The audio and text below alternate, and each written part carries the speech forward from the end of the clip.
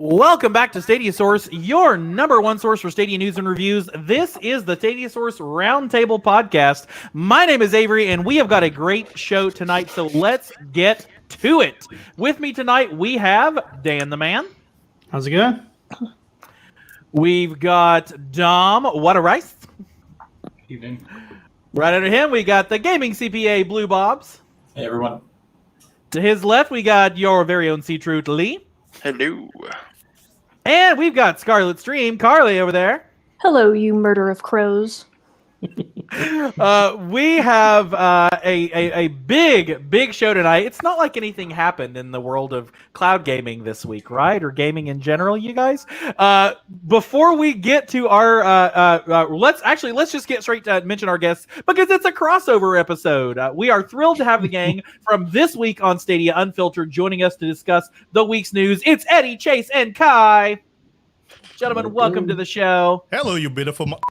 Oh Say, at least he bleeped it out. We're filtered here. We are filtered. We're slightly filtered.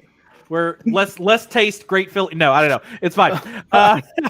Gentlemen, we'll give you a chance to say hi in just a moment. But before we get started, did you know you can listen to us as an actual podcast?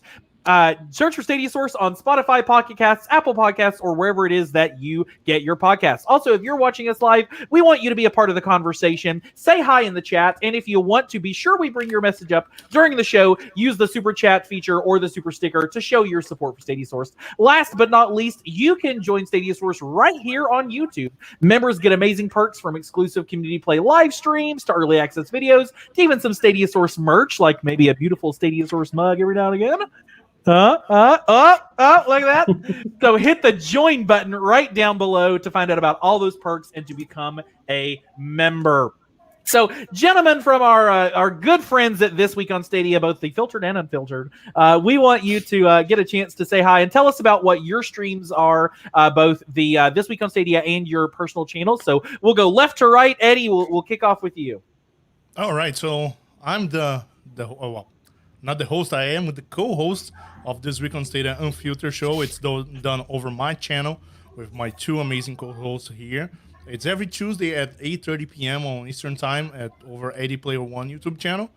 And yeah, that's about it. We're talking about Stadia, we're talking about games, we're talking about whatever is going on in the world of games, and we're talking about beer. Or actually, Kai talks about beer. Fantastic. Kai, tell us a little bit about you and your channel. Well, Eddie lied. He's not a co-host. He is the pilot. He is the head of what we do on Unfiltered. So yeah, he takes that whole thing to a whole nother level. They just brought me on board because they see me as I don't know, just I guess a different light of things. But I'm the person that brings the beer, so just thought I'd go ahead and do that right quick and let y'all know what I'm about. I don't have a channel just yet. I am getting to that point. I just haven't made my decision on how we're gonna go about this. Does that But count? as you can see, It does. drinking the beer It absolutely as does. is. It is a Goza, and it is from some good people I know called Crowns and Hops Brewery. It makes some fantastic beer. They're actually starting out very good. It's awesome. Fantastic. Well, we appreciate you bringing happy hour to the to the Stadia Source Roundtable. Chase, Mr. Stadia Talk, tell us about you and your channel. Kai's 100% right. Eddie is he is the captain. He is the pilot. He does all of the amazing heavy lifting. So Eddie deserves a huge round of applause for all of the hard work he does. We're lucky to be in the company of an amazing individual, in my opinion. As far thank you, as but tell us more about Eddie. I will. I will. Sorry, you meant. As far as me, I do the Stadia Talk channel, and it's primarily it's a business focused channel. It's very much about consumer advocacy, looking at marketing and how it plays into how we view our video games. So it's a much different take than a lot of the content that's out there, but it's one that I think is important because if you pull the curtain back, you get to see how things actually move, some of the moving pieces, and sometimes that's important to kind of get an understanding of the gaming landscape in the industry. So, absolutely fantastic. We got quite a chat. Oh yeah, go ahead, Eddie. I'm sorry if you allow me to. I forgot to add. Unfortunately, we have another resident host on our show, co-host. It's Ashes to Ashes. Unfortunately, he could not be here today. Personally, hanging out with us in the chat. With us in the chat. Yep, absolutely. And Ashes, we appreciate you being holding down the tech side of this week on Stadia for us today. We got a hop in chat already. Hops not being the joke I was going for there, but it kind of worked. Folks, let us know, what are you drinking tonight as you're tuned into the Stadia Source Roundtable. Victor's got his cuppa. It's okay. You can have a cup of tea there, enjoying. Blue Bob's familiar name, familiar face, enjoying his coffee there. Scarlet with the water. I'm rocking the caffeine-free Diet Coke is what I've got going on today. So chat is popping, and we'll say hi to a few other folks. Squid popping in to say hello on the lunch. We appreciate you taking your lunch break with us, Squid. We gotta find out where you're doing lunch. And Miles from the review team here at Stadia Source saying hi in the chat as well, and Dan with the hardcore Smirnoff going on. Seven saying hey guys, and don't worry, Eddie, you can just tell your wife the booze is only for the show. It's just for the show. We got member Shane, that's the brother, the big old brother there, saying hello from the Blizzard campus. A fascinating guy there with a lot of musical talent. And Felix from the Stream Team Dream Team saying hey to everybody. So good to see everybody in the chat. Chilled Frank with the Coke Zero. I appreciate that, Chilled Frank. I'm right there with you. Let's kick it off as we always do with a little bit of discussion of what we have been playing this week, and we'll give our guests primary time on that. So Eddie, what's been on your playlist, Stadia or otherwise, this week? All right. So on the otherwise side, I had a lot of fun playing Among Us. And this week was good as well. I got a victory on Fall Guys. So 2 double wins. Get that crown. And on Stadia side, I think I've been doing a little bit of Bomberman here and there. The Crew, which is part of my dailies. And yeah, that's about it. There has been not so much gaming this week. Very fun. How about you, Kai? What's been on your game time this week? This week has been mainly Rogue Company on PlayStation 4. I really haven't played anything on Stadia this week. It's been an interesting week work wise. So I just, when I can, I jump on PlayStation now that I have Rogue Company, and that's pretty much been it. Yeah, I would imagine we have at least one other Rogue Company fan amongst us. Chase, I wonder what you've been playing this week. So actually on Stadia, I'll go with Stadia first. So PUBG, Played a little bit of that. Uno is so much fun. Oh, I don't want to boast, but I'm up on the leaderboards. nice. I finally went to the leaderboards and looked, and I was like, oh my god, I've actually been playing this game way too much. I probably need to stop. So yeah, I had fun with that. But Rogue Company has been a game that it's near and dear to my heart. I'm a big third person shooter person. Grew up playing SOCOM, Counter Strike, so it speaks to my heart. So yeah. Yep. And check out Stadia Talk channel for a video late last week, earlier this week, talking about we might just get Rogue Company near and dear. So take a look at that. Wollock with the super sticker, and it doesn't even tell me what the sticker was, or unless that was your message. Maybe your message was super sticker. If that's the case, it was a little blue thing doing. Yeah, it's a little blue guy going thumbs up. Yeah, thumbs up. You know, I suppose I could actually pull up my own stream so I can see what those things are. But thank you, Wollock. Wollock, one of the writers over at Cloudy with a Chance at Games, another fantastic site for cloud gaming news. Not that there's any cloud gaming news happening right now, but we might just talk about some of the big news in just a little bit. Blue Bombs, I know some of what you've been playing because I watched you for 7 hours this morning. Yeah, I mean, I've just been dabbling just here and there with a little game called Serious Sam. So luckily it launched today, although I was a little shocked as to when it was going to launch because the Devolver Digital did mention that it was going to launch at 3 p.m. CEST. No idea what time zone that is, but it was supposed to be 6 a.m. Pacific Standard Time, which is the northwest of the U.S. But it launched on Steam at I think 6:30 possibly, but it didn't come to Stadia until 9 a.m., which is the typical normal Stadia release time. So I was a little confused as to when, so I started the stream at 6:30 just in case it was going to come early. Ended up finally beating Serious Sam 3 I think in 3.5 days of streaming. So I think it took 7.5 hours to beat the game. So, but then got to play some Serious Sam 4. So it's a lot of fun. It's just the same as the other 3 games. It just continues the franchise and the series well. Even more explosions and racing at you from the sidelines. Lee, what have you been playing this week? Yeah, like Andrew, I've been playing Serious Sam 3. Just trying to work my way through that before getting stuck into Serious Sam 4. I think that's the only thing I've been playing on Stadia this week. Again, Rogue Company as well. I've been playing that on PlayStation 4. And a little bit of Streets of Rage 4 on xCloud. Just to give it a proper test. Absolutely. We'll have to compare xCloud notes because I might have also been playing some on that this week. But I'll tell you what I've been playing. Scarlett, what have you been playing this week? I have been playing Uno on my phone. Nice. The Stadia version of Uno on your phone, or the Android version of Uno? No, Stadia.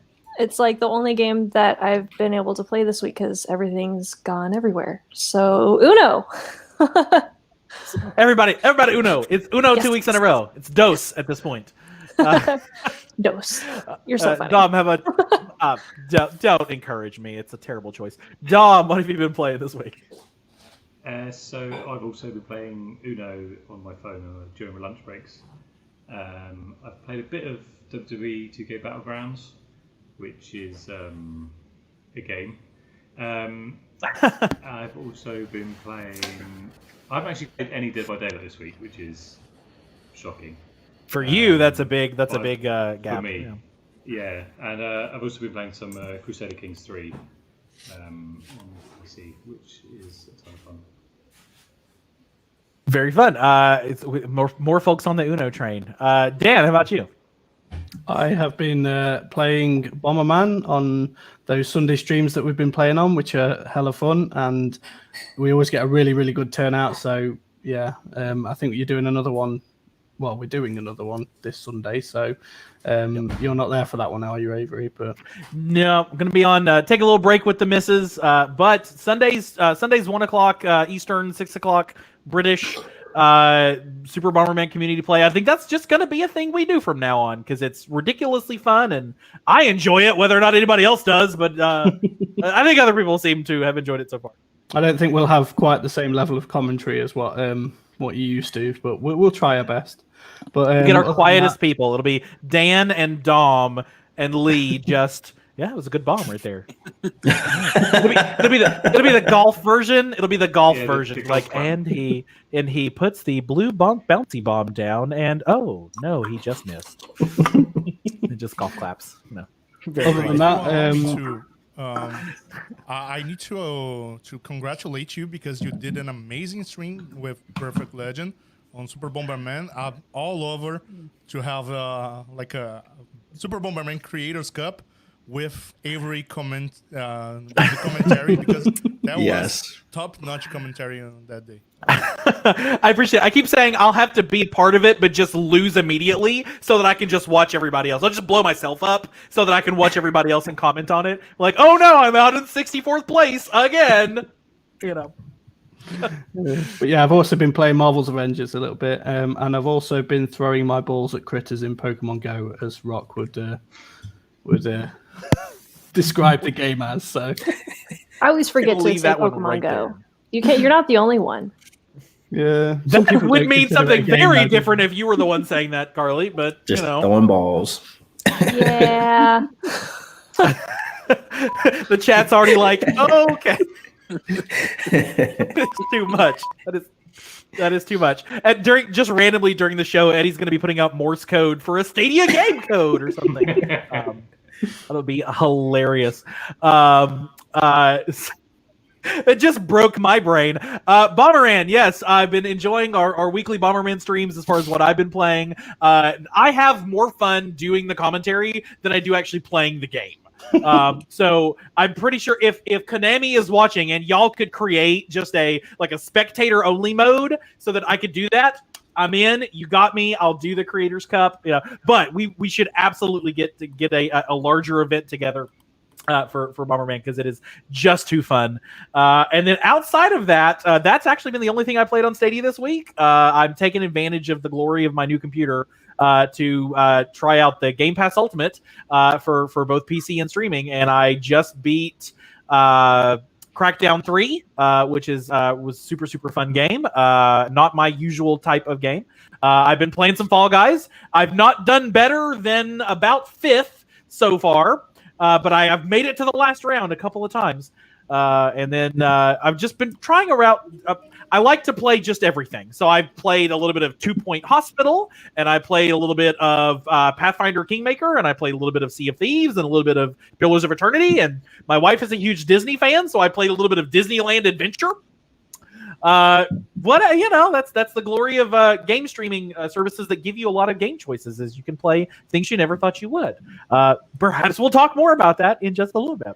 But first, let's get to the news. In the news roundup, you would think that if today was the only thing we had to talk about, we could certainly fill the entire hour and a half. But it has been a very busy week for news in the gaming industry, specifically news around Stadia and everything that is going on there. So let's jump in and talk about some of the big news of the week. Number one, big announcement earlier this week from Stadia that the Stadia Makers freshman class is now available, or is coming soon. So we got word of 7 games in the freshman class, plus 2 extras that we'll be getting that are kind of part 1s or prequels, or the first before a sequel, in that freshman class, and lots of really cool games and a very wide variety of games out here. We actually did an interview, which you can see on stadiasource.com, with the developers of one of the games called Unto the End, and I'm sure it's down here in the scroll. Yep, down there in the scroll, which is a game that I saw probably on every single indie game stream of the year has had this game in it. And none of them, not one, has actually had a Stadia logo on it. So it's games like this that clearly are coming to the platform and taking advantage of that Makers program. Kai, did you get a chance to check out these trailers, and what do you think of some of these games that are coming to the platform? Yeah, I saw a couple of them. This one in particular I did see. I was actually really surprised with it.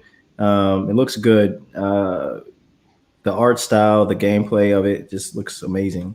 And then I'm trying to think, what was the other one? We've got Tohu, which is a little point and clicker, almost looks like a little adventure kind of game. I don't think I shared audio because I didn't want to. So from FireArt Games, which keep an eye out. That for one I don't think I later have there. seen. I think the other one was the typing one. that I saw. That was really interesting to me. Nanotail Typing Chronicle. Yes. Which looks really fantastic. Those two, and I know Death Carnival. Actually, I wasn't really looking at Death Carnival like that, but I did read about it, and I was like, okay, that actually is intriguing. So those three are the main ones that I've seen or that I looked at that really caught my eye and caught my attention as far as this goes. Yeah, Death Carnival definitely looks really fascinating. And we have an interview coming up with Fury Ion Games that you'll see on StadiaSource.com, letting you know more about Death Carnival. That should be posted possibly tomorrow or over the weekend. So keep an eye on that. Other folks, thoughts on these games in the Stadia Makers program? Any of these look particularly catch eye to anybody? The one you've got on screen now. Yeah, same here. Death Carnival. I love. Oh, go ahead. Somebody's gonna jump in. No. Yeah, I was just gonna say I love twin stick shooters. I mean, we already have a game that's similar to that with Genesis, and they're a lot of fun. And the fact that this one's gonna have online multiplayer PvP, I mean, I'm all about it. Bring it on. I think it's gonna be a lot of fun. Yeah, in fact, it's not just online multiplayer, but breaking on Stadia Source Roundtable, it will also be crossplay. Fully crossplay. You'll find out more about that in our interview. But yes, it is both. Y'all can tell I like The Office because of what my suggestions are there. But yes, there'll be fully crossplay as well as multiplayer online. So hopefully, big lobbies for that as well. I'm interested in the Kaze one. I know nothing about it, but it's got a cute fox. Oh, Kaze and the Wild Mask. Or rabbit, that's what it was. Yeah, I was about to say, it kind of looked bunny to me, but the fact that they climb the things with their ears is just too adorable to me. It just delights. It's beyond delightful. I love it.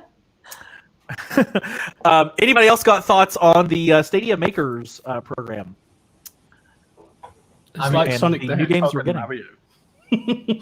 It really does. Yeah, that's what I was thinking too. Sorry, folks are telling me I have some weird audio issues. I apologize for that. I don't know how to solve it, but we'll just back off the mic a little bit, see if that helps. So yeah, definitely a lot of interesting games in here. Big up super chat with no message, but we appreciate Dave for sending him that pound super chat. Dave, one of our members, because he's got that nice little symbol on him there. So yeah, lots of different kind of games in here. But importantly, I think what this also represents is that movement forward in some of the behind the scenes programs that we've known have been out there for the longest time, like the Stadia Makers program, but that was announced February or March maybe, and we hadn't actually heard anything about it. This is the first set that we actually have heard about that game. Dan, I know we talked about Stadia Makers forever ago. Yeah, it's good to see the fruits of the labor coming together. Like I said, there's some decent games in there. There's going to be a few people that are a bit annoyed that they seem to be indie titles, but I don't think this was ever about bringing big AAA games to Stadia. This is giving more of the indie developers a chance to bring their games to a platform. And obviously, at the moment, with Stadia not having as many titles as consoles like Xbox and PlayStation, they're going to get a lot more recognition. They're going to get a lot more screen time from people that probably wouldn't have found out about them otherwise. So excited to kind of see, where it takes these studios, these developers in the future. But it gives them a springboard to excel from here. Definitely a forward movement. Go ahead, Don. Yeah, we just saw I remember there's a tweet from Necrosoft, the guys that made Gunsport, and they were super stoked about the amount of hours that they had in the first 5 days since launch on Stadia. It's just going to help these developers build better games in the future. And platforms are built on indies, yeah. Some of the biggest games we know were indie games to start off with. They're a lot of fun, and it's just the more games the better, yeah. So it doesn't matter if they're indie or AAs, they're AAAs, which we know are coming. I'm stoked for some of these. Death Carnival, when I first saw Death Carnival, I was like, what? When I saw the cutscene, I was especially this was crazy. But then it was obviously, it's not exactly like the cutscene. I was like, how has an indie managed to make a game look this good? But it still looks a lot of fun, and I'm looking forward to playing it. Yeah, the cutscene immediately you're like, that's kind of heavy. Oh wait, it's just a twin stick. Okay, that's fine. But hey, it still looks super fun. Charles in the chat reminds of Smash TV. That is exactly what I said when I first saw it. I was like, this is Smash TV merged with like Doom Eternal. And that was one of my favorite games of the Super Nintendo era. So big money, big prizes. Oh, I love it. I don't know if anybody remembers that game from. Might have just dated myself a little. Yeah, emulators still exist. But yeah, definitely very awesome to see these games come about and really improve really improve the breadth of the games on Stadia. We've got a lot of very big heavy hitters, the Dooms and the Borderlands and all that kind of stuff. And now we're seeing that Stadia, very much like the Switch, can be a platform for really kind of interesting indie games. Chase, I know you've talked before about the need for the diversity of games and diversity of buying options on the platform for people who might not necessarily go for a Doom or whatnot. Yeah, I mean, there's always a bad rap on indie games, and I think it's completely unfair. I've said it before that you need a diverse library. You need to have options. Options are a good thing. If you don't have options on a platform, that can lead to one of two things. You either have it's top heavy with AAAs, and that may not necessarily speak to a larger audience. It's a little bit more of the hardcore audience that wants those diverse experiences. And at the same token, you don't want to be too indie heavy because it could push away folks that may be interested in some of those AAA games. So you have to strike a balance. And I think right now, for the most part, I think we're seeing that with the platform, to be fair. So, any other thoughts on our Stadia Makers freshman class? Yeah, I would just love to talk, just hop off what Chase was saying. Similar thing, just again having that wide variety. The thing about having a ton of AAA titles is you have a ton of AAA prices that come along with it, and you might drop $60 for Eternal, play 20 hours of it. In my mind, being a little nerdy, and I have a little triple B policy, Blue Bob's buying policy is what I call it. I want to spend $1 for every hour I play. That's my goal. So if I buy a game for $60, I'm expecting 60 hours of gameplay. That's why I buy games on sale a lot. But like, for example, a game like Factorio, small game, I dropped $30 on it. I'm already like 50 hours into it. That's a game that's hit the triple B. So having that wide variety as well, reaching that wider audience, I think that's a great thing. And yeah, they got AAA titles lined up. Now they got new indie games coming out from basically a program that they've tried to help, get them up and running. So I think it's really cool to see it. It's definitely and ultimately, I want new games anyways. Whatever game you bring as many games as you want. Maybe not some of the 99-cent shovelware from the Nintendo eShop, but we don't necessarily need 17 new versions of Picross. Even though I'll take one, I like Picross, but we'll see. I just want Sonic Mania. Sonic Mania. If only there was a place you could play Sonic Mania in the cloud. But perhaps we'll talk about that. Everybody in the chat's like, just get to it. I'm like, we got news, guys. Speaking of very large news and something that very much could have taken up our entire day today, Xbox buys Bethesda. So specifically, Xbox, Microsoft Game Studios or Microsoft bought ZeniMax Media, which is the parent or entered into arrangement to buy them, which is the parent company for Bethesda. It's the parent company for ZeniMax Studio, which does Elder Scrolls Online, id Software, which does Doom, all of the family of gaming studios underneath that, brought them into the Xbox fold. With the promise that the whole goal, the CEO said the whole goal is to make sure gamers can enjoy games no matter where they want to play on any screen and all that kind of stuff. And they've been a little sketchy about exclusivity, even though they've said it'll be case by case basis and stuff. But this got a lot of reaction all over the internet. Kai, I can tell you're already just like, come on, Bethesda, give us your thoughts on this one. Yeah, I don't even. I talked to Chase with this. I talked to Chase about this when it happened. It's a fantastic reaction. It just says everything you need to know right there. I don't even know. I gotta keep it on the level because we're not unfiltered right now. So I'm gonna keep it on the level. It's 10 o'clock where Dan is. Go for it. I'm just like, because I've never, okay, so one, I've never owned an Xbox ever, never owned an Xbox at all. So for them to pull a move like this, like they've, to me, in my eyes, me coming from PlayStation, having PlayStation all my life, besides Sega, Nintendo, and all that stuff like that, but being PlayStation strictly, for Microsoft to even pull out something like this was just mind blowing. Like I was like, oh my God, like really? They really just did that. They've done stuff in the past where it's just like, oh, they've done, okay, it's fine, cool, whatever. PlayStation still got them, cool, whatever. But this, something that hits me, because they got ESO now. And I'm like, shit. Like they bought it. They bought it. And now I'm seeing myself, not only did they buy Bethesda, ZeniMax, but they also have it to where they have a next gen console that's $299. So they're literally pulling out all the stops to make sure that they're doing what they have to do to stay in the game, to make themselves still relevant, and to meet expectations of gamers. And you cannot knock them for that. And I told Chase, when they did this deal, when they bought this for $7.5 billion, I was like, you have to give them props. Me and Chase said at the same time, we got to give them props for doing what they do. If you don't give them props, I'm sorry, at this point, it's just plain out hating. Like, I don't even know what to say about it. That's major for them to do something like that. And then now we're hearing about the whole Sega thing, possibly. I'm like, man, I don't know. It blew my mind. I was just like, I don't even know. I don't even know how to comprehend this. They get Sega on there, it's a wrap. I'm be like, well. Priz with the show the reaction, the whole PlayStation fandom right there. Right there.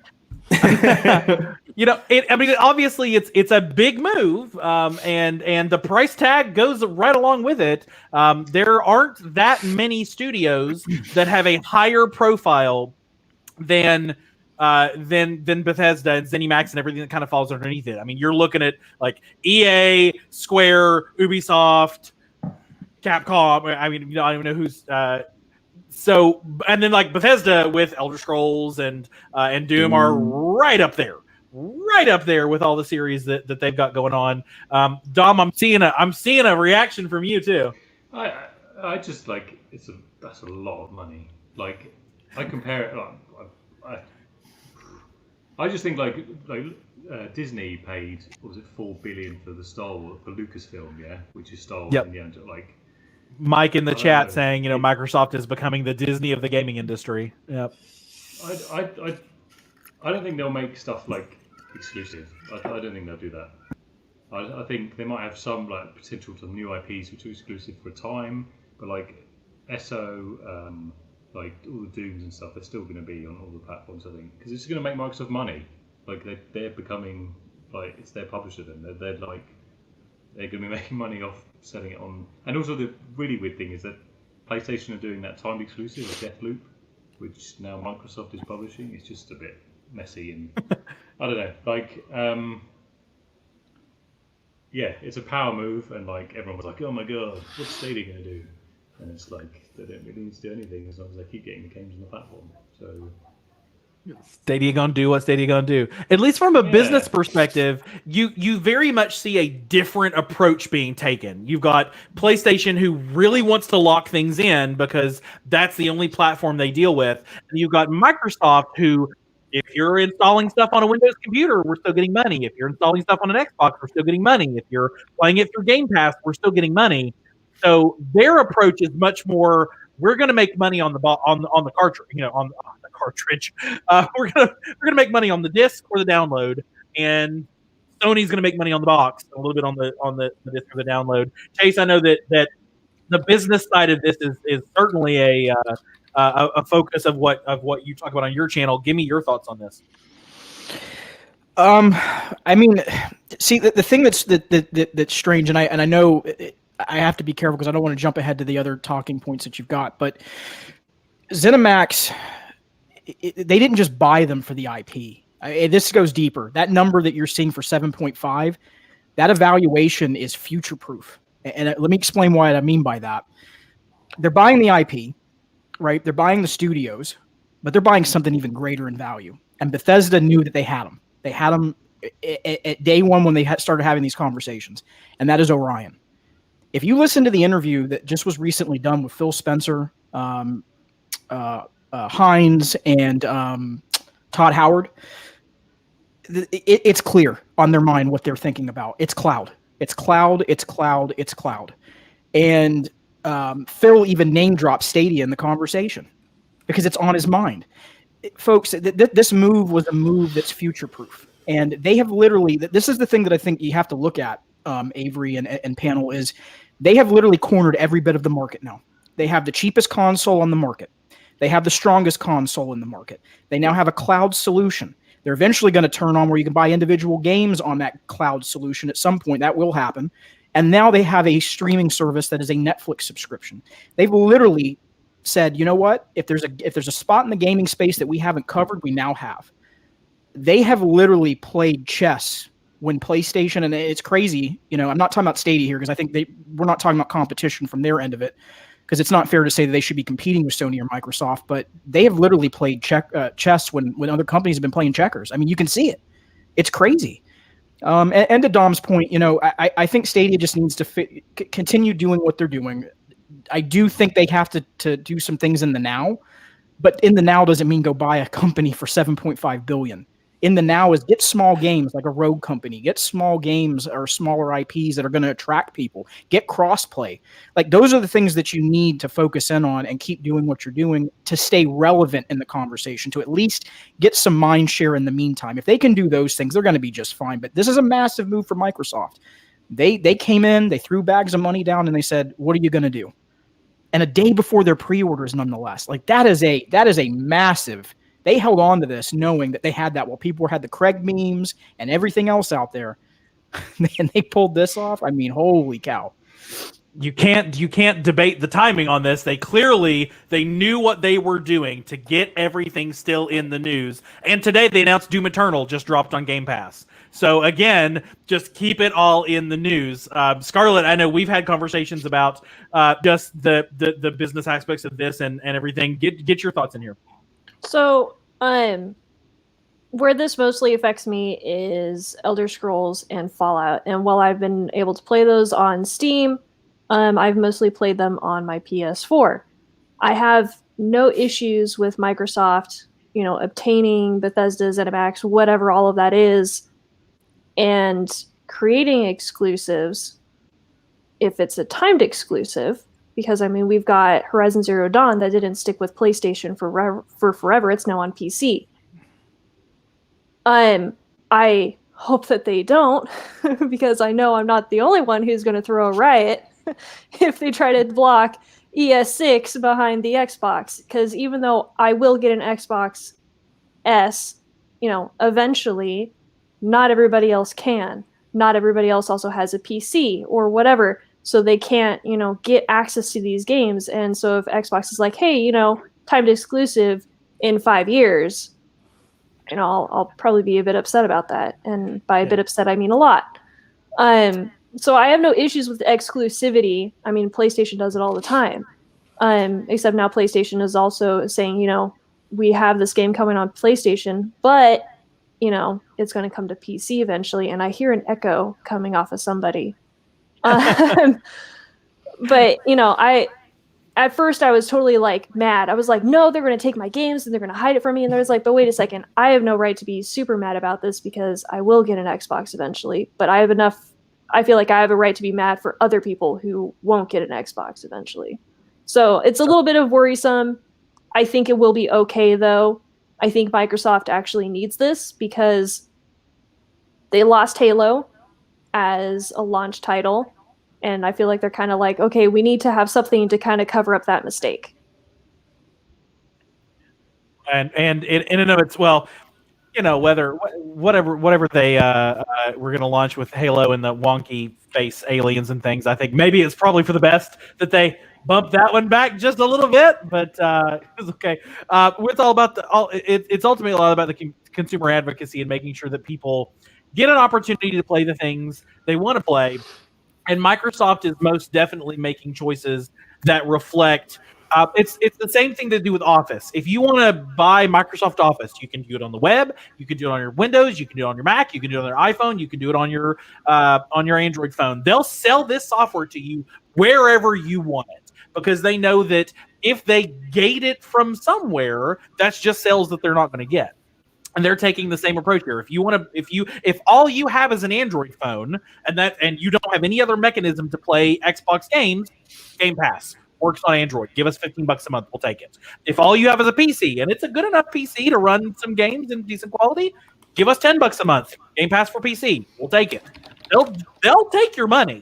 And they'll give you opportunities to give it to them. Eddie with the Xbox green going on. I was going to say that actually. So give us your thoughts on this, Eddie. I think it's a great deal for gamers. Kai said this, I think a few weeks ago. It's a great time to be a gamer. Doesn't matter which platform you are, and it's a great time for just being a gamer. And I am much more closer to Don's on this, which is the IPs that we already know, and it's out everywhere. I think will continue to be out everywhere, and the deals that have been signed will be officially delivered.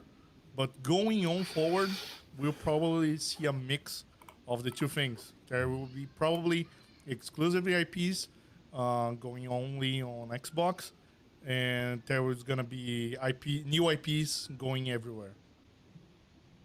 I definitely agree. Dan, jump in on this.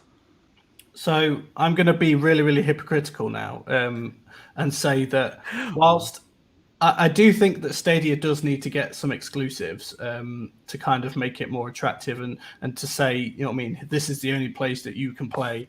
We do have some exclusives though, not we huge do, ones, but we do. Bigger ones, yeah. Yeah. But at the same time, personally, I hate exclusives. And that is purely down to the fact that, to me, timed exclusive, not so much. I can deal with them. I was a little bit upset when the Final Fantasy VII remake was a timed exclusive, but I'll get over it when it finally comes to my platform.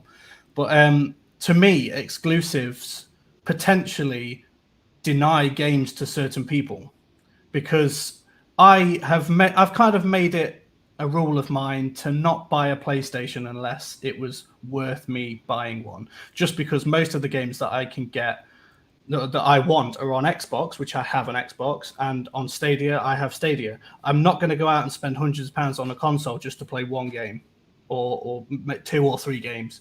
I did it for the Switch for Smash Brothers. That was just that was never going to come to any other console, really, so I didn't have a choice. But so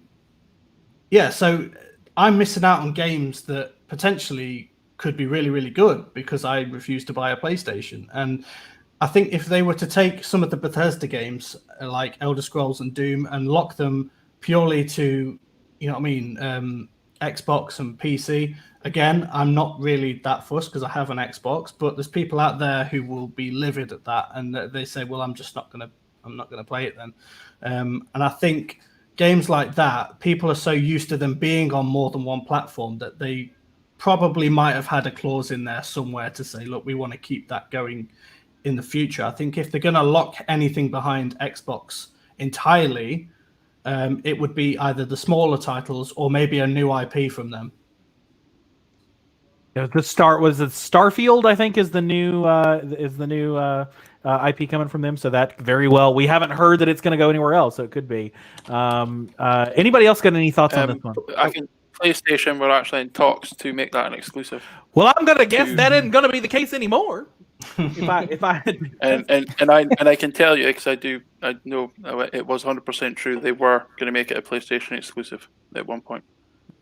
Yep. Probably not going to be that many more. Good, Chase. Yeah, I was just going to say that to maybe make Scarlett feel a little bit more comfortable with the situation, because I know this is a little bit it's a little bit testy, you know, when you have these deals happen. But here's the one good thing that I can say out of this: Microsoft is about money. They want to make money, and they will want to recoup that $7.5 billion as quickly as they can. they're not going to lock all of their IP behind exclusivity. Oh I can yeah, tell no, you that. 100% not. But I mean, if they do time it, I imagine a timing will be because then you get people more and more excited for it, right?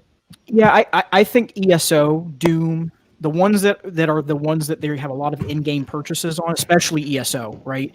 They're not going to lock those. Those are money generators, especially ESO. It's in the top 5 in in-game purchases across all gaming platforms. So there'll be ones that they definitely do, like the lower performing games. They'll put those behind timed exclusives, and then anything else that's high performing, they are not going to lock that. They'd be crazy too with the amount of money they just spent.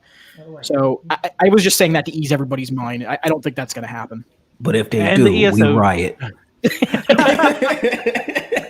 Say the director of ESO has already come out and said same platforms it already has now. It's gonna keep having. So I mean, certainly it was a big shakeup this week, but the news continued and stuff kept on going. We had a bunch of other headlines kind of hit this week. There was a lot of news, you guys. StadiaSource.com, your number one source for Stadia news and reviews, will have all of these if you want to go check them out. But I wanted to give folks a chance if there's anything in the list that was particularly interesting to them.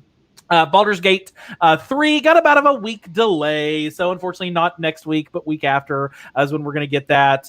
But we're still going to get it. And of interest to the we are still confirmed to get crowd choice, still confirmed to get crowd choice. And one thing that we learned in the announcement of the delay was that as long as you're on the same patch level, there will be crossplay between PC and Stadia. So Steam, GOG, and Stadia. Tom, you're interested. I know this is a game on your radar. Yeah, I'm a huge Baldur's Gate fan. Played number 2 to death. Super looking forward to this, but my other half's probably going to get on Steam. Simply for net reasons, because sometimes when we both use Stadia, we get a bit patchy. Just simply because the Wi-Fi is not very good in this flat. But they basically said at the beginning it's going to be a bit hit and miss with crossplay because they can have lots of mini micro patches between platforms. So the first few weeks, if you're looking to play crossplay with someone else, you might want to hold off for a little bit because as I said, they can do little different patches, but they said after a while it will sort of smooth out and everyone will be on the same patch. Yeah, the glory of early access is rapid agile development with your sprints and your waterfalls, and all the software developers in chat just went, I don't want to hear those words. Don't do that to me.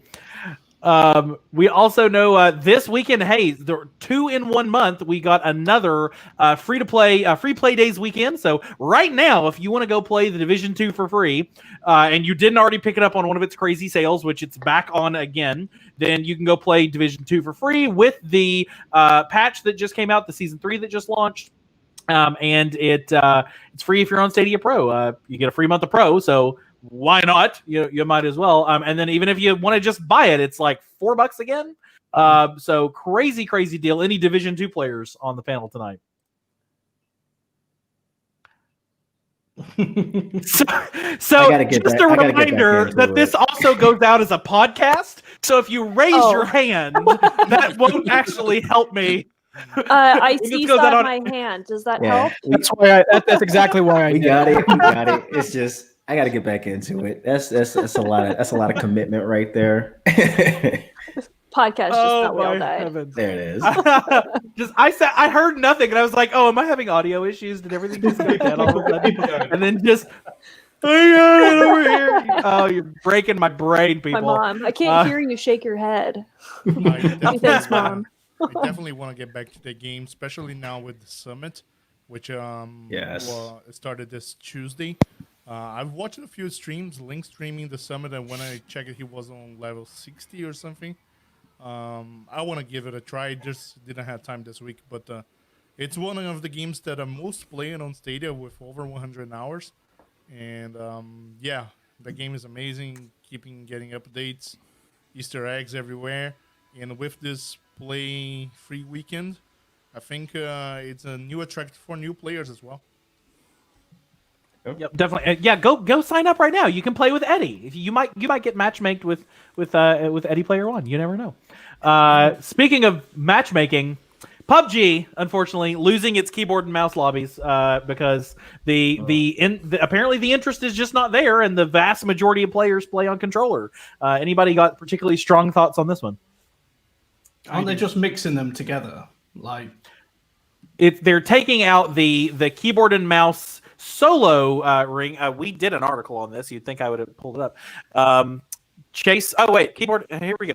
Hey, look, it's an article from StadiaSource.com, your number one source for Stadia news and reviews, where we talk about on October 6th, the Stadia mouse and keyboard matchmaking pool will be closed. Since launch, Stadia has given us the ability to reach a wider audience. Blah blah blah. Most people. So we are going to they were going to consolidate both pools. They chose not to. So now for Stadia queuing, you will just be a controller only queue.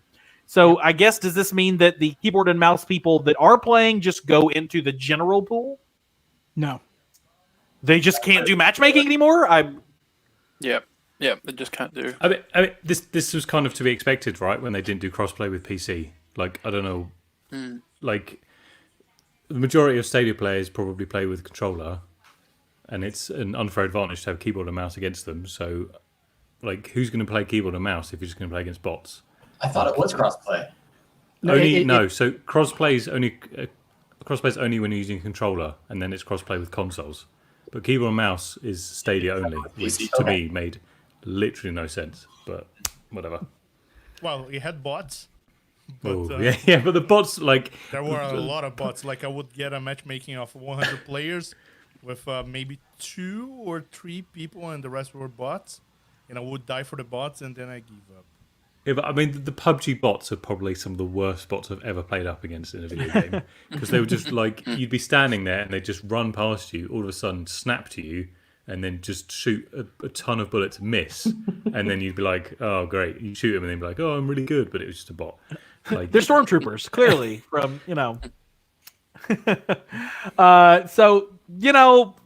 but at least I guess they're still focusing on Stadia. We still get PUBG on Stadia. So, play on your controller, have fun, enjoy. But I thought that was part of Stadia, is that you had to support like keyboard and mouse, controller, mobile. Do you know what I mean? They've obviously got around it by having the bots. So this is a slippery slope, and I know this is just one game, but I always get very, I just get very, very, very, very like antsy about these types of things, because what's the next game? Where are they going to take that away? And at a certain point, this then defeats the purpose of what you've been promoting the platform as, that you can play in different methods, like input method of a keyboard and mouse, input method of a controller. Like, I'm just not a fan of this. I understand why they're doing it. It's a resource and asset issue, but I just hope this is not like a trend, and that's all I'm saying. I'm not trying to make a bigger deal out of it than it needs to be, but that's all. Chase, do you not think that this falls then somewhat on the devs for not making it crossplay? Because if they'd made it crossplay, then the pools would have been there, more people would have played keyboard and mouse.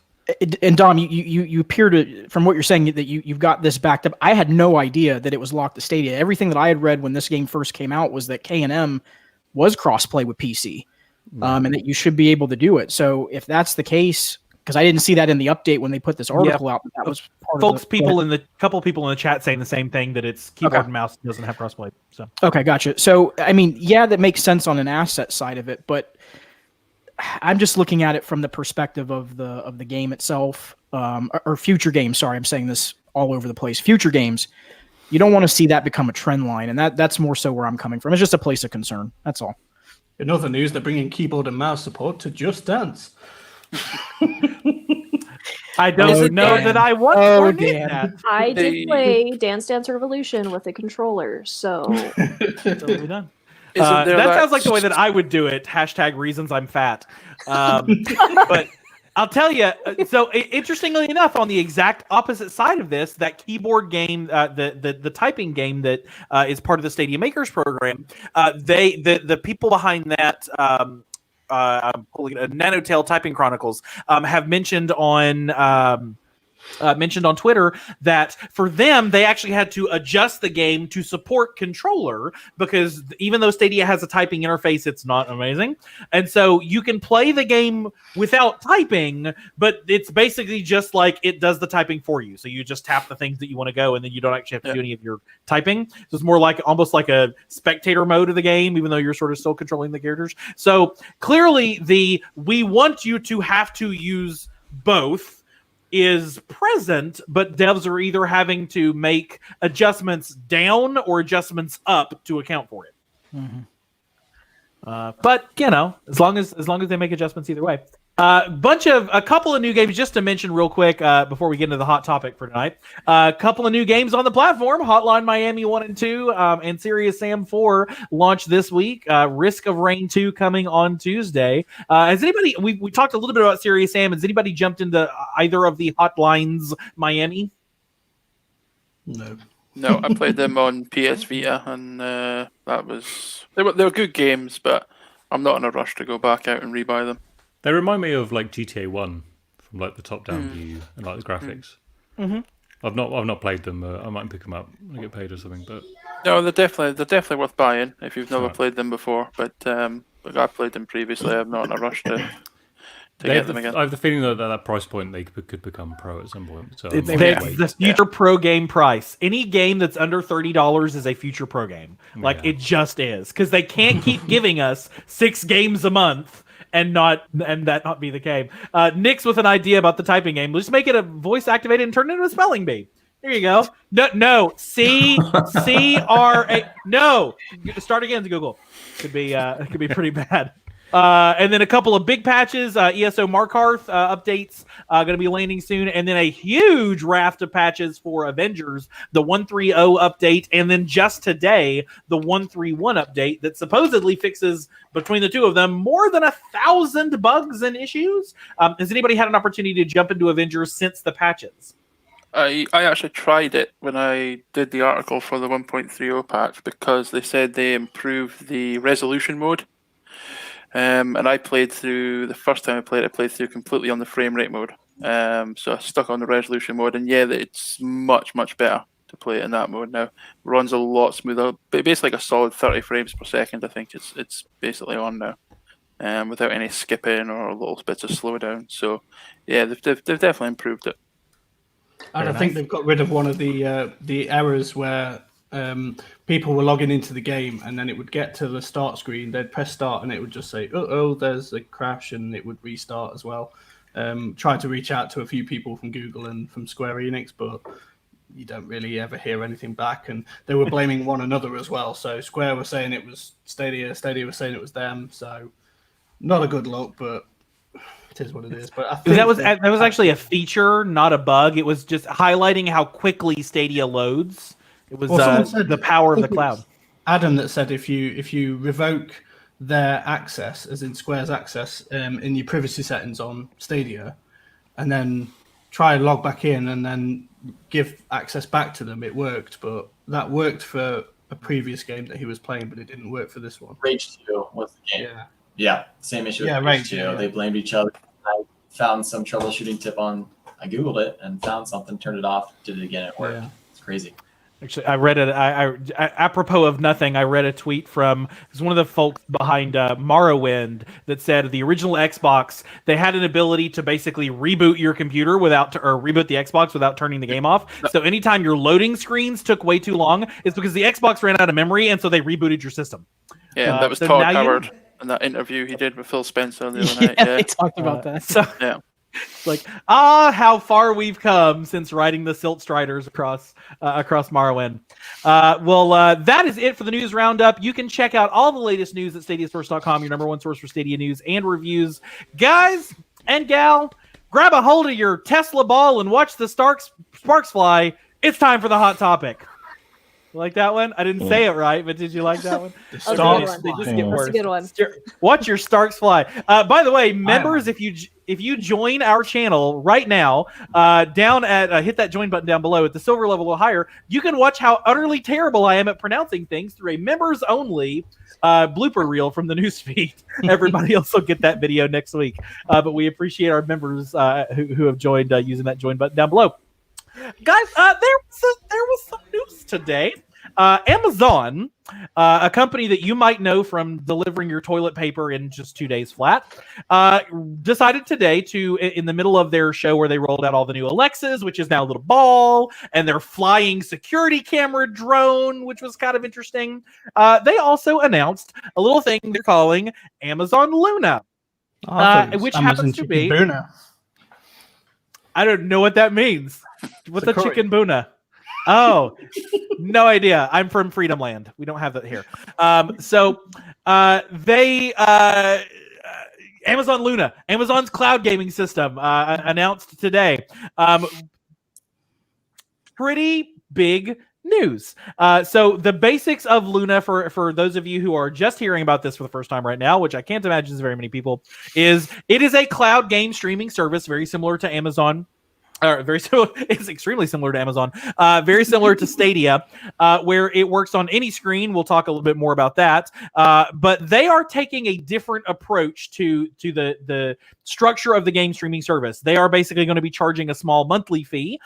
Early access right now is $5.99 a month to get you access to a channel called Luna Plus. And the Luna Plus channel has more than 50 games that you just get Netflix of gaming style. And then there will be an Ubisoft channel that gets released in the future with 50 games plus in that to get you things, including day-and-date releases for things like Valhalla, Watch Dogs Legions, etc. So I certainly want to get first reactions on this from everybody. Eddie, this kind of came out of nowhere today, didn't it? Completely took everyone by surprise with this Nintendo Switch Pro control. Yeah, I guess the thing that lovely controller right there with Google Assistant, Alexa Assistant button as well.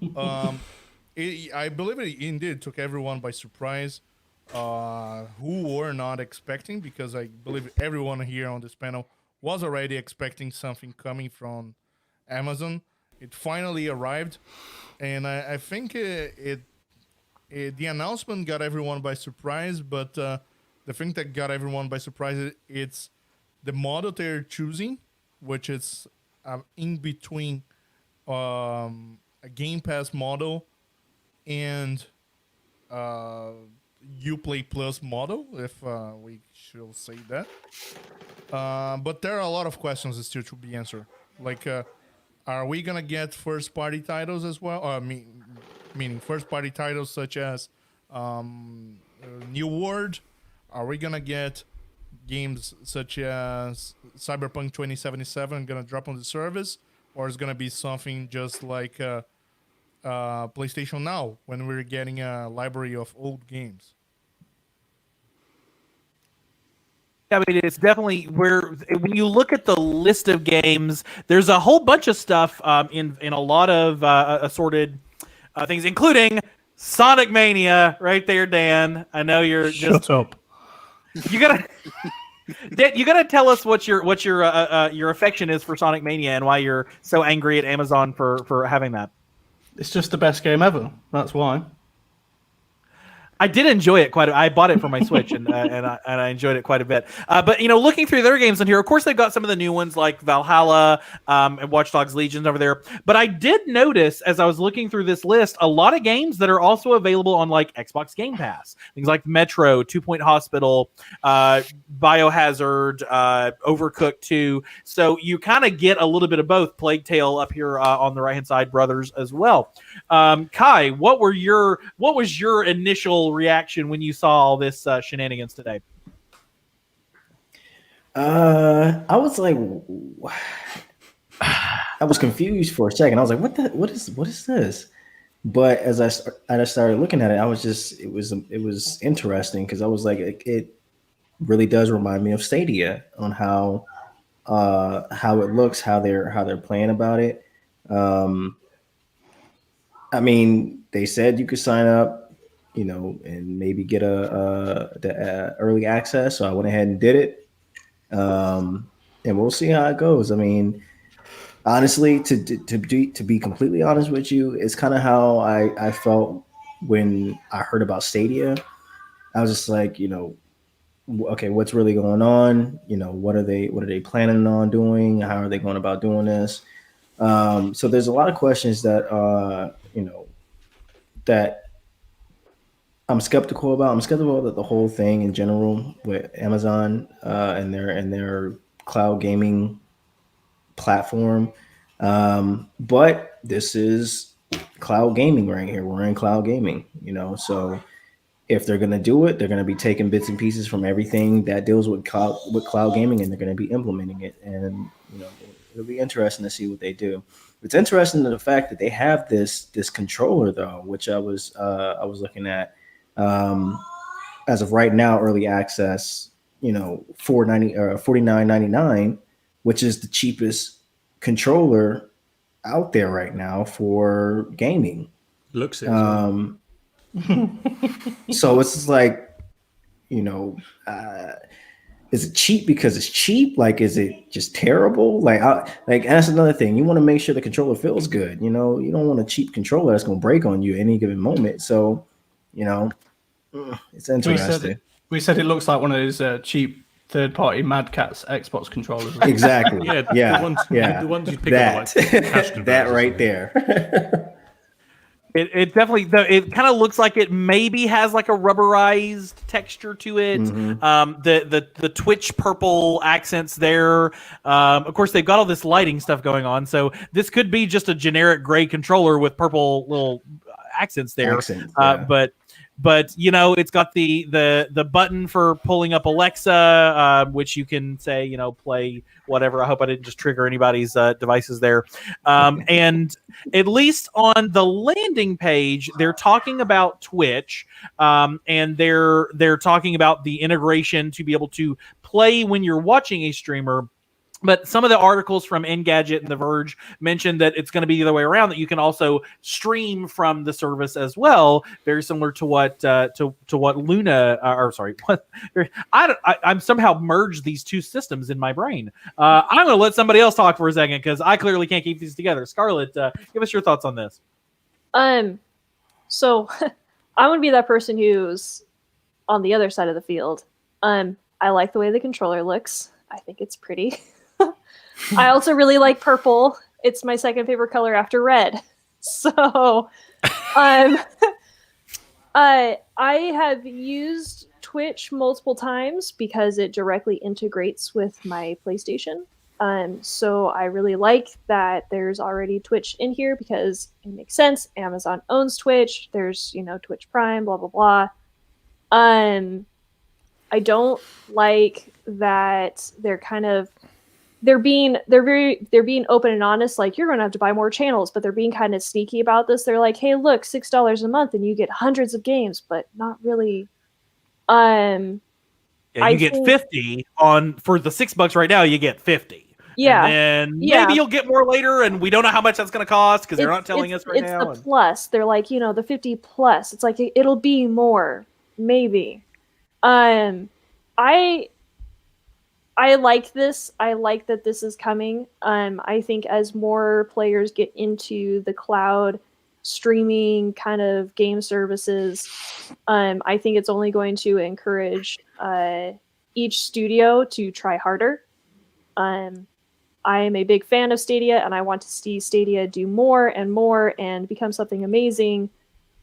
So I like that we have Amazon, who's another, really big. You got Google, you got Amazon, and you've got some other one. My husband talks about this. They're like the top names that everybody knows. And so with Amazon coming out, maybe Google will say, okay, hey, we need to buckle down even more than we have been. But yeah, I like the controller. We got you're not alone, Felix. F-Tendo also in there, loves the controller. So definitely an option there. I think it's one of those. It's my favorite saying, and I'm sure Dan was just waiting for it. That the rising tide lifts all boats. And I actually tweeted it today. I'm like, all right, tide, we're now rising. Like, this is the moment that we've all been waiting for to start moving everything forward on that. And Chase, we've had discussions on this too about how the more competition there is in the market, the better this all ends up for all of us. Yeah, 100%. And it'll be interesting to see what the end goal is here for Amazon. I actually think it's pretty evident what their business plan is. I mean, it's two pieces. One, they're trying to combat Google's ecosystem. They want you to buy in. They want people that are already on. They have Alexa with the Echo Dots or whatever it is in their home to just say, "Hey, we're here. You don't have to move to another ecosystem, and we've got gaming." This will eventually be part of Prime. And I don't mean the Ubisoft piece. I mean the Luna Plus. They're going to wrap that into Prime. I don't think that's going to be an extra charge. I think they're landlocking this right now because they don't want a whole bunch of people on it. They're doing like what Google did. They want to kind of limit how many people are on the service on the front end. And then what they'll do is they'll do a la carte. It'll be just like a cable package. You want Ubisoft? Here's Ubisoft. You want this publisher? Here's this publisher. And you're just going to add a la carte on top of your Prime subscription. What's going to be really interesting to watch, and I think this is the part that's important, out of this Amazon news, is they have a huge reach. And I want to separate something here because sometimes we get caught up in, well, the tech works. To general consumers out there, they're not as wrapped up as we are into Stadia works. It's the best tech. It's all this. It's all that. Best technology in business let me rephrase this. The best technology in business has sometimes not been the winner. The winner sometimes has been the company that had the lesser tech, because they were more effective in how they had outreach, their marketing, their public relations, how they talk to people. So Amazon's an interesting test case here because they have a huge install base, gigantic, large, like in a lot of homes. And now they're leveraging one of the biggest things that I saw this coming from a mile away. The Fire Stick and the Fire TV. Those are in a lot of people's homes. So now you just instantly, without even having to make someone buy something, you say, hey, guess what? If you got a Fire TV, you can play. Jump on, have fun.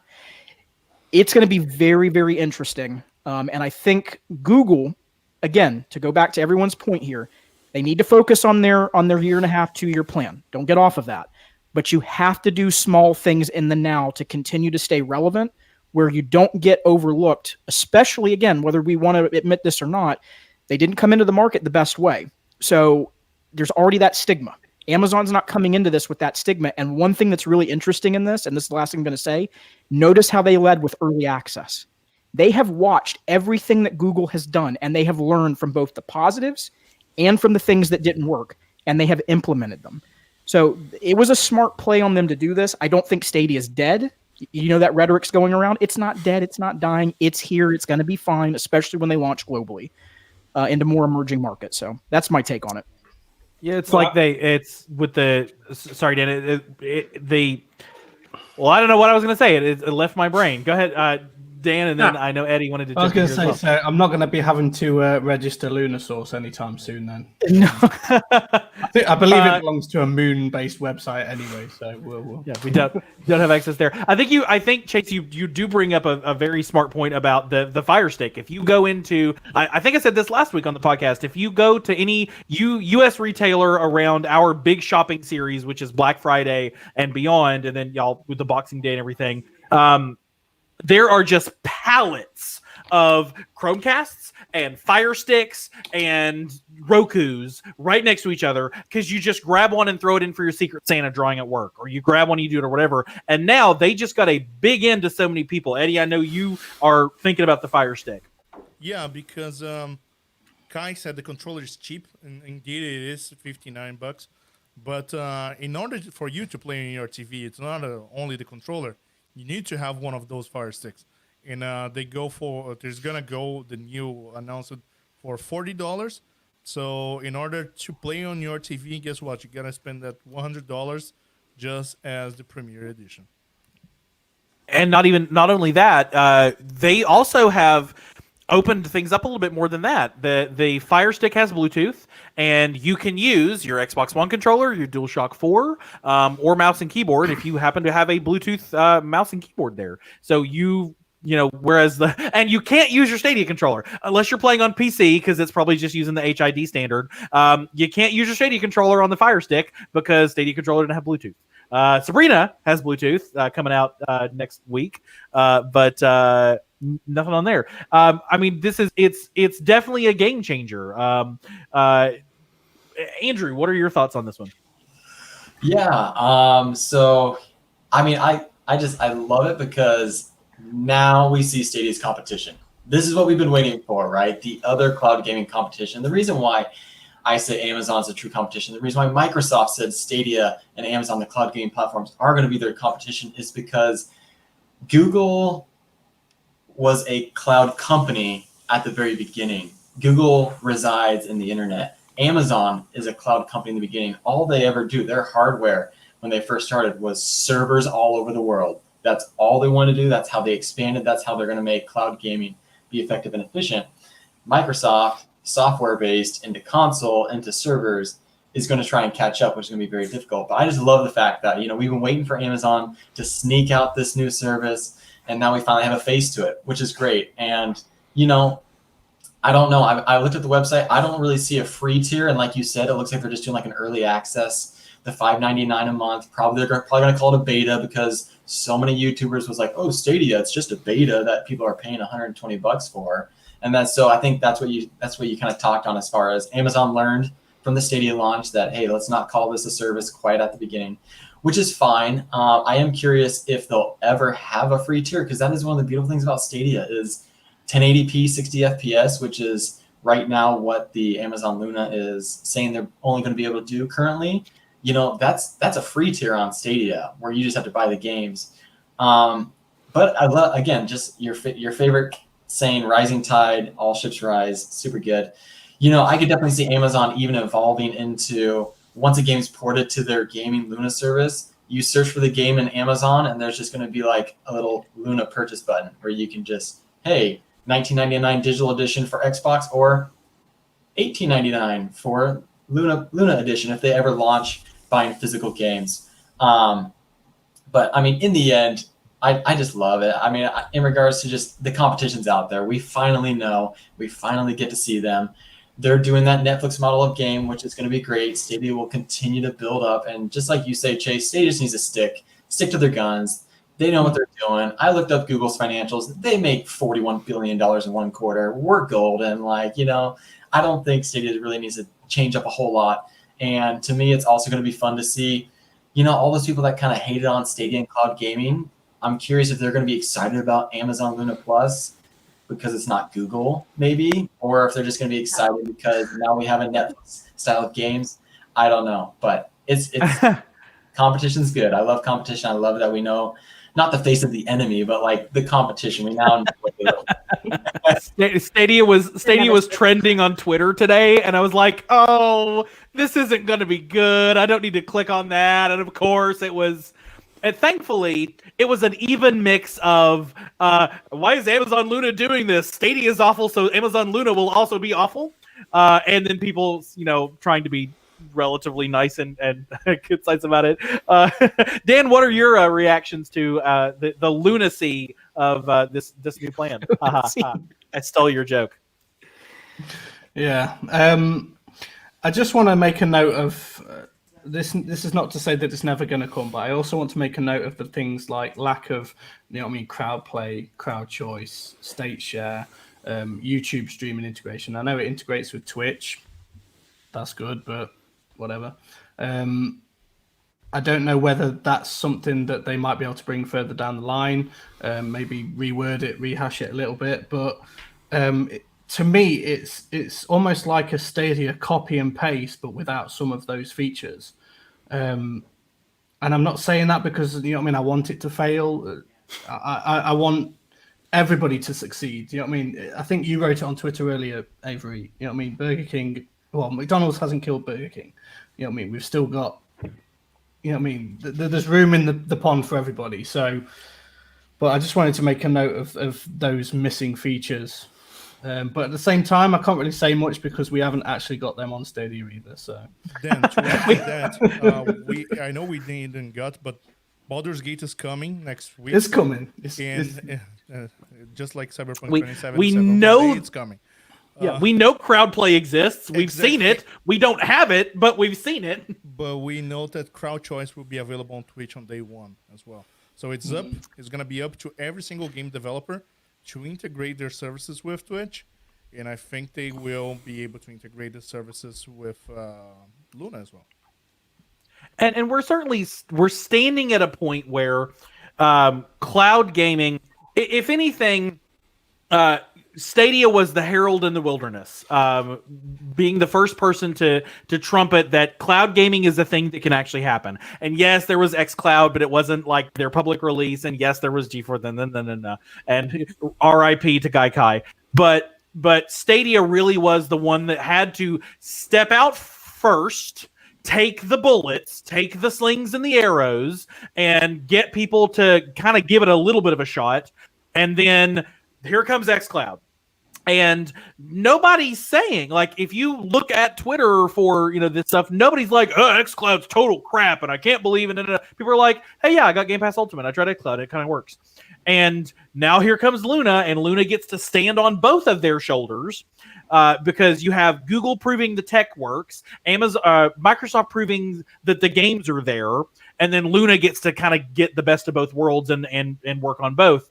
And all that does universally is set us up for a future in which people go, oh yeah, cloud streaming. It's totally a thing. Like it's not even a question anymore. Nobody questions the concept that you could stream movies and TV shows and audio to your house, despite the fact that there was once a Blockbuster and there was once only iTunes and, LimeWire and Kazaa and Morpheus and Napster. But it's a different world now with all of that. Eddie, freeze. Yeah. All right, and we'll bring it back. Don't you just love StreamYard sometimes? Dom, I we haven't heard from you on this. What have been your Luna thoughts? Just sort of touch on a few points that people have made. Like Eddie mentioned about crowd choice being day one on Twitch. It's not quite the same integration as it is going to be on YouTube. From what I can understand, it's more of a everyone just has to type in chat the number that they want to pick, and then the Twitch sort of the YouTube interface should be the clicking, but yeah, so the Twitch's integration has always been so there's slight iterations between them. I mean, like Luna seemed to take. I have to retort because it is clicking as well on Twitch. Oh, it is. Does Twitch have an integration for that? Okay. Yeah. It's clicking. All right, my bad then. I from what I understood, it was typing, but okay, I'm proven wrong. You're thinking of Twitch plays Pokemon. I'm not sure. Integration. I'm not sure I agree that it's going to be bundled with Prime though. Like from what the wording on it, it's $5.99 introductory price, which means I think it's going to be more expensive later on. I think this is just like an early access, get people to try it, and then they'll bump the price up later on. Similar to Game Pass on PC, has now gone up in price by about $4, £3 or something like that. They've taken inspiration from little bits, haven't they? I mean, we knew this was coming. I didn't think it was going to come this year. Personally, I thought they were going to release it or at least speak about it 2021. Project Tempo. Project Tempo is what it was sort of rumored to be called. Not a big fan of the controller. As said, I think it looks like a sort of knockoff of various controllers. But yeah, competition just will help, won't it? It'll bolster everything. And Amazon have tried in the past, if anyone remembers the Amazon phone, which was awful. Fire phone. Awful, because it had 4 cameras in each corner. It was terrible. It really did badly. And they've also not had great success yet in the gaming world with Crucible, which they released on early access, and then the gaming world utterly rejected it. So no. It's cool, and I'll try it when and if it comes to the UK, because at the moment it's only US. So exciting. Yeah, I think all of my US stream teamers today were like, early access. I'll click that button. Why not? So I think all of us together, half of our team is in the UK and half of them are in the US. So we're all sitting there going, well, we can click the button. Clickety, clickety, click, click. That's right. We'll send some spies in. One thing we have not mentioned. Not Freedom Land. Well, that's true. Yeah, we got Eddie just to my north. Couple of things that haven't come up that we do want to hit on is clear proof that it can work. They will be launching with 2 simultaneous players. So if you and somebody else who have the Luna Prime or the Luna Plus want to play at the same time, same game, you will be able to do that. And Biggie, they're launching on iOS. They're doing it through a progressive web app. So iOS and Android, iOS and iPad OS will have access to this, which means clearly it can be done through a progressive web app. We just haven't seen Stadia do it quite yet. Chase, I know you had some more thoughts on this. So go ahead. Dan or Dom and Chase. It's not on Android. They're not releasing on Android straight away, which I found a little bit strange. Yeah, coming in the next few weeks, they said. So, Dom, I actually don't think it's strange because they have a partnership a little bit behind the scenes with Apple. There's more to that, by the way. Okay. Yeah, money deals. Yeah, I get that. And they Apple or Google and Amazon have kind of been frenemies for a very long time, dating back to the Chromecast and Amazon Prime Video, and they've not really, YouTube on Amazon things, they've not really wanted to play very nicely together, and they've only recently started doing it either because they saw the dollar signs or they saw the court docket. One or the other were going to be in play on this. Chase, jump in. No, I was just gonna. So to Dan's point about the about that it's a copy and paste. I wanted to give a movie for everybody to go watch because I think it's an interesting test case to the point I was making about that the best tech doesn't always win out in business. Go watch The Founder. It's a 2016 movie about what? Ray Kroc and McDonald's. Ray Kroc took the amazing idea that was in place by the I keep saying McDonald's, the brothers that actually founded McDonald's. He took it and ran with it, copied it, and ended up winning in the end, even though the brothers had the better idea. So don't think it can't happen in business. Just because you have the best idea doesn't mean that you're going to win out. And I'm saying that not to put Stadia down. I'm just trying to put that piece out there that's something that happens. So you at least have Google. Google has very much proven that they are willing to wait. With Chrome not hitting market share until 10 years in. Gmail took off pretty quickly, but it's only gotten better. Google Photos had to be ripped from the cold dying corpse of Google Plus, which they let live for way too long. So Google is willing to give things time and wait if we will give them time. Random comment from Shane, from Brother Shane in the chat, one of our members. Luna is also the name for a revolutionary recording system by UAD released this year that many music studios are starting to use. So let the SEO fight begin.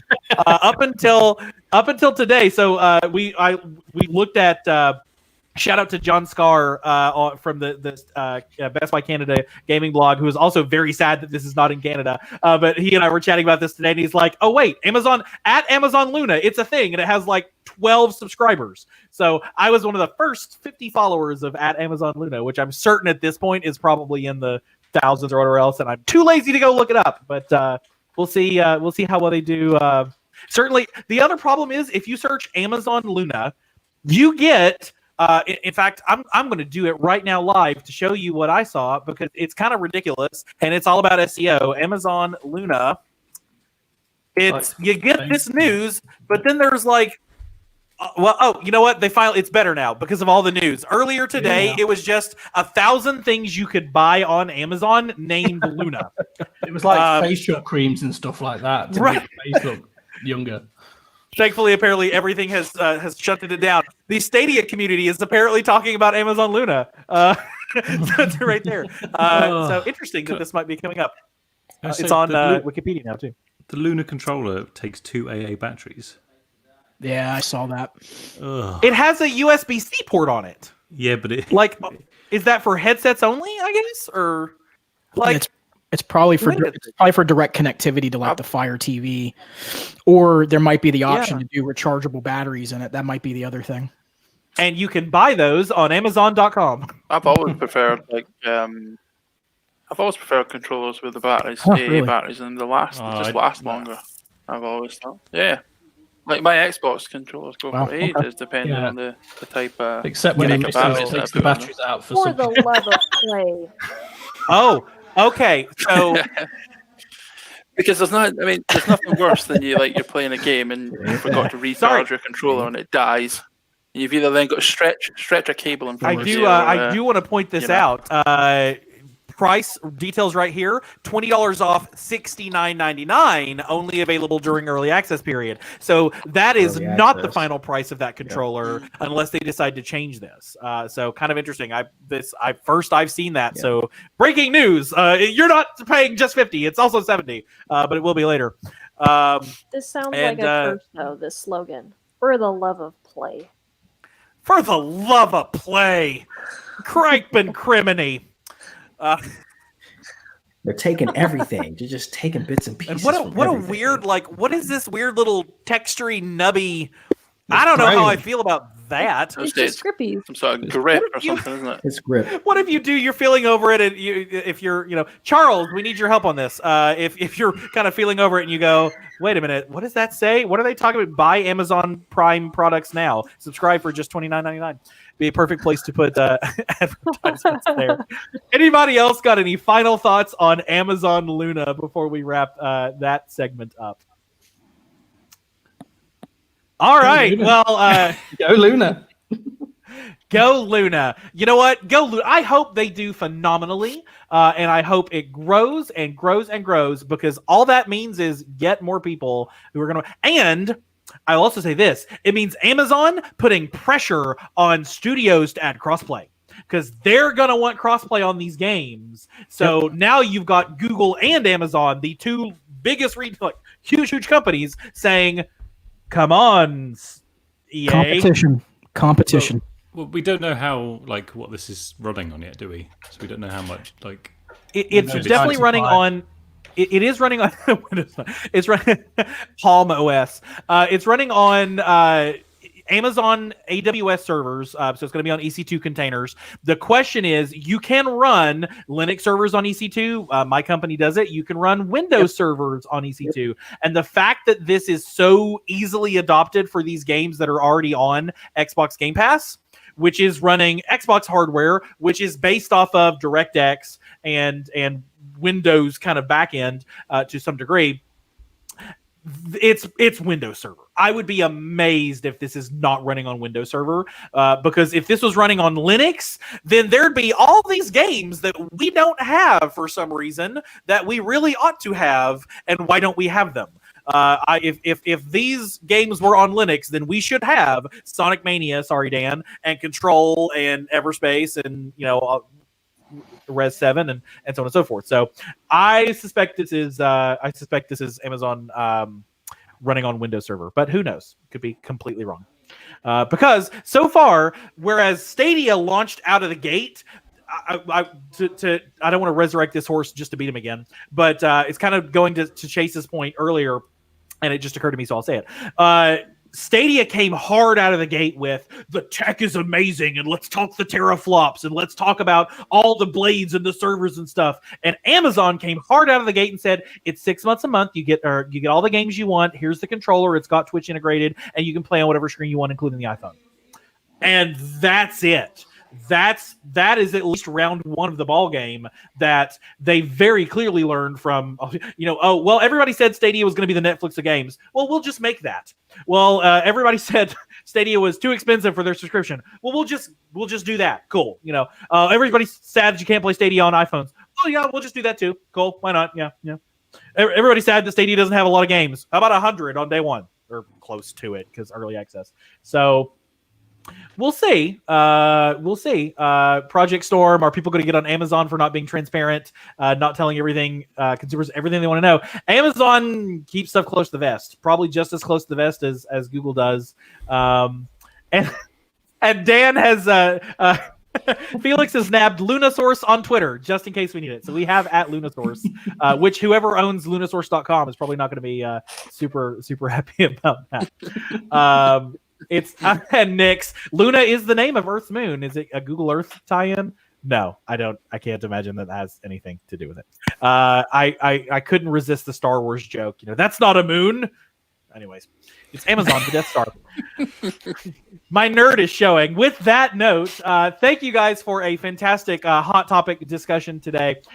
We have posted the hot topic poll on at Stadia Source. So if you want to give us your thoughts, are you going to try to get in and play with Amazon Luna? Head over to at Stadia Source on Twitter, take the poll, and let us know your thoughts on that. It's the hot topic poll.